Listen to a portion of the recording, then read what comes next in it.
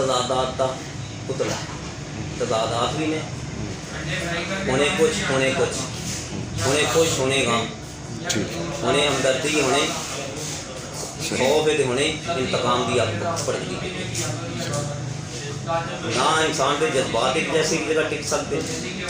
ना वह माहौल होने माहौल पूछेगा होने अच्छे माहौल में बैठा है कुछ कुछ दोस्तों में बैठा है होने कोई ना कोई मुखालफी ना आ गए उन्हें तपिया गया उन्हें बिजली का बिल आ गया उन्हें कोई महंगाई का आ गया कोई टैक्सी आ गया या कोई होर कोई अपनी माश कमाने का ही आ गया या अपना माहौल के नाल भी फिर खान पीन के जो आया सी अपनी ख्वाहिशों के पिछे चलने जरूरत नहीं पूरी करते एक नवा असी जो एक जगह टिकते ही नहीं ये बेराह रवि फितर तो हटना तर्द जिंदगी जी असी अपनी गैर फितरी बना ली वो रद्दे अमल से होना ही होना क्योंकि जड़िया कुदरत के कवानीन ने फितरी कवानीन ने उन्होंने अपना असर करना ही करना फितरी कवानीन चल रहेंगे वो जो असी पौधे बिगड़ जाने फिर असरदार दूसरे नंबर पर इस तरह जो इंसान के जज्बे एक जैसे नहीं है कुछ तादाद इस तरह नहीं खुराक इस तरह नहीं तो उन्होंने शुगर भी घटनी वधनी उन्होंने ब्लड प्रेशर भी घटना बढ़ता रहता है इतने मल्टी नैशनल कंपनियां ने ऐसे धंधे चलाए ने उन्होंने जगह जगह के उत्ते आले वो ईजाद करके दुकाना परचून दी दुकाना दे रख देते हैं लो जी तुम ब्लड प्रेशर टेस्ट करो जो देखते हैं तो वधिया या घटिया है उत्थे खौफ तरा होता है शुगर के टेस्ट के हालात उन्होंने मीटर शो कर देते लो जी टेस्ट करो वो जोड़ा भी है जिन्होंने नहीं भी पता वो भी टेस्ट करके शुगर वधी है जी घटी है जी उत्थे भी काम च परेशान रहा उन्होंने ये नहीं पता कि ब्लड प्रेशर वधिया तो क्यों वधिया या घटिया तो क्यों घटिया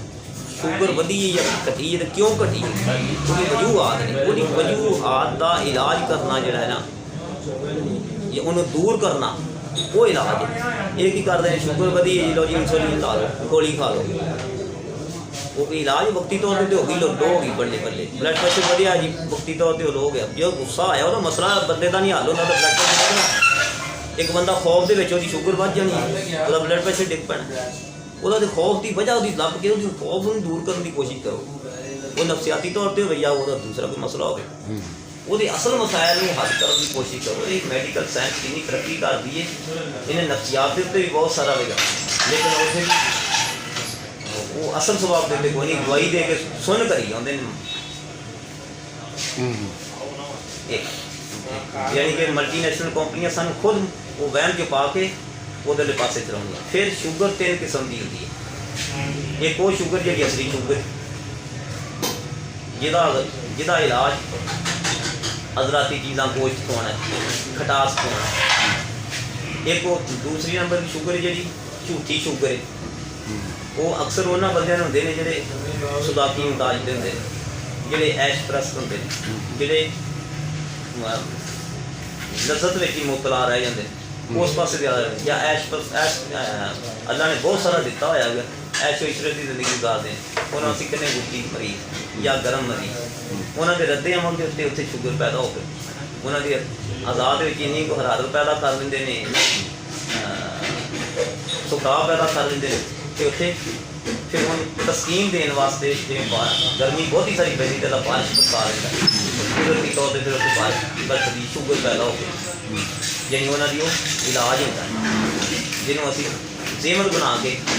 और शुगर बंद कर दी या कुछ और शुगर बंद की और पैनी जो असली शुगर वाला मरीज सीगा उन्होंने असी शुगर बंद कराएंगे उन चीज़ा असी खटास वाली हजरात वाली दिते ताकि फर्मेंटेशन पैदा हो जाए लबलबा कम करना पे लबलबा की जिसम के हर जगह ही लबलबा के कैम मुकाम के गुजरे जासपा लगे ने एंडोक्राइन सिस्टम लगा हुआ उन्हें उन्होंने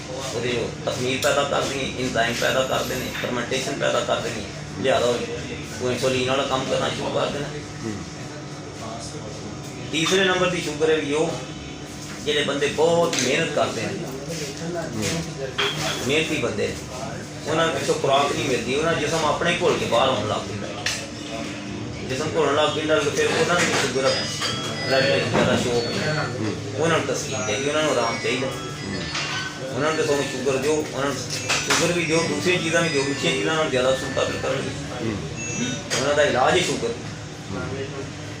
इन्हों का पेशाब लाल होएगा सुरख होएगा बेचैनी भी होएगी जोड़े ਚਰਮ ਵਾਲੇ ਸਨੈਸ਼ ਇਸ਼ਰਤ ਵਾਲੇ ਉਹਨਾਂ ਦਾ ਪਿਸ਼ਾਬ ਪੀਲਾ ਹੋਏਗਾ ਲੇਕਿਨ ਚਮਕਦਾਰ ਹੋਏਗਾ, ਜ਼ਿਆਦਾ ਆ ਜਾਏਗਾ। ਔਰ ਤੀਸਰੇ ਨੰਬਰ ਜਿਹੜੀ ਅਸਲੀ ਸ਼ੂਗਰ ਉਹਨਾਂ ਦਾ ਪਿਸ਼ਾਬ ਚਿੱਟਾ ਹੁੰਦਾ, ਸਫੈਦ ਹੁੰਦਾ,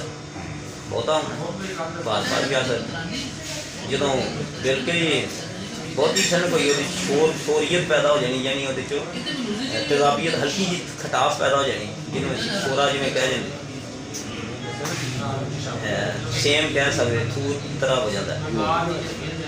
ਫਰਮੈਂਟੇਸ਼ਨ ਹਲਕੀ ਜਿਹੀ ਆ ਜਾਂਦੀ ਗੈਰ ਦਾ ਵੀ, ਜਿਹਦੇ ਨਾਲ ਪਿਆਸ ਮੂੰਹ ਸੁੱਕੀ ਜਾਂਦਾ, ਉਹ ਪਾਣੀ ਪੀਂਦਾ ਇੱਧਰੋਂ ਉੱਧਰੋਂ ਹੀ ਨਿਕਲ ਜਾਂਦਾ।